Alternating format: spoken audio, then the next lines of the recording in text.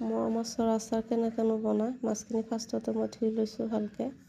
তাৰপিছত ইয়াতে হালধি গুড়ি, জলকীয়া গুড়ি, নিমখ অকণমান দি দিছোঁ, অকণমান মিঠাতেল দি দিম। তাৰপিছত ভালকৈ সানি লৈ কেৰাহীত তেল দিছোঁ। মাছখিনি যে ধুনীয়াকৈ ভাজিম ইয়াতে। মাছখিনি ভাজা হৈ গৈছে, মুচমুচীয়া হৈছে। আৰু ইয়াতে মই মাছখিনি ভাজা হৈ গৈছে। এতিয়া মাছখিনি উঠাই ল'লোঁ। কেৰাহীত মই ধনিয়া, সৰিয়হ আৰু জিৰা দি দিছোঁ। তাৰপিছত মিক্সিত মই মছলাখিনি গুড়ি কৰি ল'ম। মিক্সিত মছলাখিনি গুড়া কৰা হৈ গৈছে। এতিয়া কেৰাহীত মই তেল দি দিম। তাৰপিছত মই জিৰা গুটি দুটামান দি দিছোঁ, কেঁচা জলকীয়া দুটামান। ইয়াতে ৰাখি থৈছিলোঁ নিমখ, হালধি আৰু জিৰা গুড়ি, জলকীয়া গুড়ি অকণমান।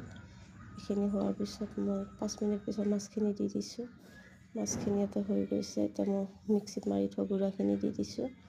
অকণমান লাৰি দিম, 2-3 মিনিট লাৰি দিম, যিহেতু মাছখিনি ভালকৈ ভাজি লৈছিলোঁ। ইয়াতে মই ভিনেগাৰ দি দিম। আৰু আচাৰ হৈ গৈছে। মোৰ চেনেলটো যদি ভাল লাগে ভিডিঅ'বিলাক আপোনালোকে লাইক, কমেণ্ট, শ্বেয়াৰ আৰু ছাবস্ক্ৰাইব কৰি দিব।